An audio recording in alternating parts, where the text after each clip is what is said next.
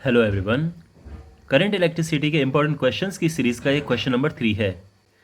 यहाँ पे हमें ये जो पूरा सिस्टम ये सेटअप दिया है, ये टोटल 12 वायर्स हैं और हर एक वायर का रेजिस्टेंस स्मॉल आर है।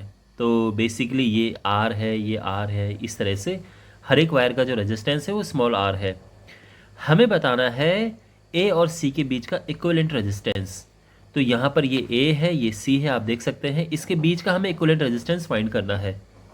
तो कैसे करेंगे, देखो यहाँ पे बाहर से कोई करंट आ रही है, फॉर एग्जांपल आई करंट बाहर से आ रही है, ए टर्मिनल से एंटर कर रही है।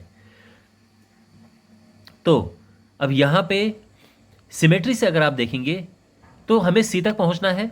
तो सी तक पहुँचने के लिए ये देखेंगे तो इसको दो वायर क्रॉस करनी पड़ रही है और इससे भी दो वायर क्रॉस करनी पड़ रही है।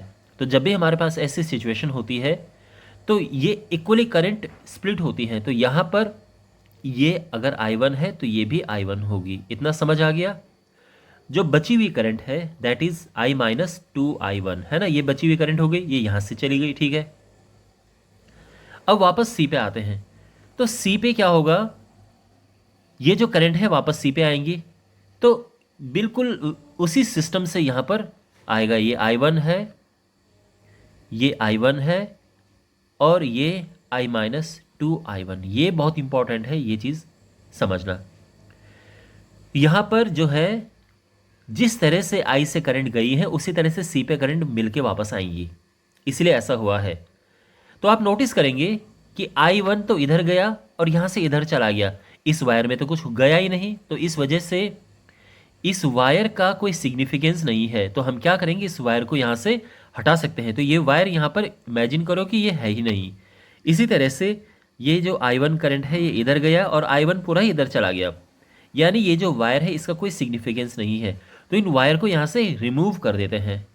तो अब जो ये सिस्टम है बेसिकली इस तरह से बन जाएगा, ठीक है। तो यहाँ पर ये वायर है, इसका रेजिस्टेंस R है, ये भी R है, ये R है, ये भी R है।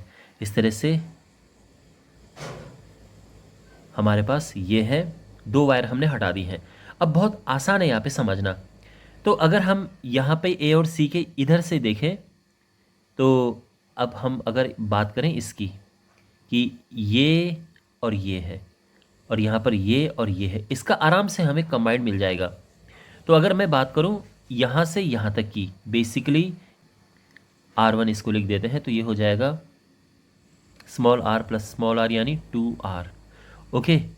और ऐसे ही यहाँ से जो आ रही है ऐसे जा रही है, इसको R2 नाम दे देते हैं। तो ये भी R प्लस R क्योंकि सीरीज़ में है। लेकिन अगर हम इन दोनों के आपस की बात करें तो ये पैरेलल में है। तो इस वजह से 1/, इसको R3 नाम दे देते हैं। ये 1/2R प्लस 1/2R, तो ये हो जाएगी 2/2R और बेसिकली ये 1/R हो गया है। तो यानी जो R3 है ये हो गया है R।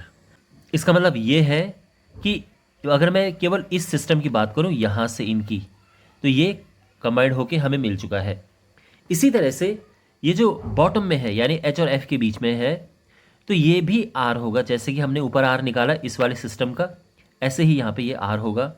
तो अगर मैं H और F के बीच की बात करूँ तो ये भी R आएगा जैसे ऊपर R आया, ठीक है। लेकिन अगर मैं पूरे यहाँ से लेकर यहाँ तक की पूरी बात करूँ तो क्या होगा, तो इसको मैं R4 नाम दे देता हूँ।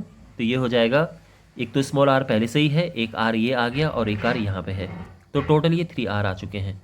तो यहाँ पे अब ये समझो कि एक तो ये रेजिस्टेंस है यानी इसका जो इक्विवेलेंट आया है, तो इसको हम ऐसे ले सकते हैं, ये a और ये c है, और एक इसका इक्विवेलेंट आया है तो इसको भी कुछ इस तरह से हम ले सकते हैं। ये r है और ये 3r है। तो अब आराम से इनका कंबाइंड निकाल सकते हैं। तो जो फाइनल हमारा आंसर है 1/R, ये इस तरह से है।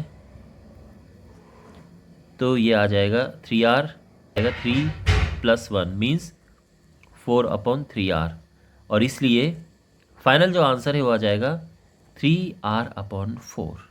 ये हमारा फुल एंड फाइनल आंसर है। तो आई होप आपको ये सब समझ आया होगा अच्छे से। कोई डाउट हो कमेंट बॉक्स में पूछना। बाकी क्वेश्चंस के सॉल्यूशंस के लिए आप डिस्क्रिप्शन बॉक्स में प्लेलिस्ट चेक करें, इसमें मैंने जो बाकी इंपॉर्टेंट क्वेश्चंस हैं, जो पूरी ये सीरीज़ बनी है, वो सब उस वीडियो में आपको मिल जाएंगे। मिलते हैं अगले वीडियो में, टेक केयर।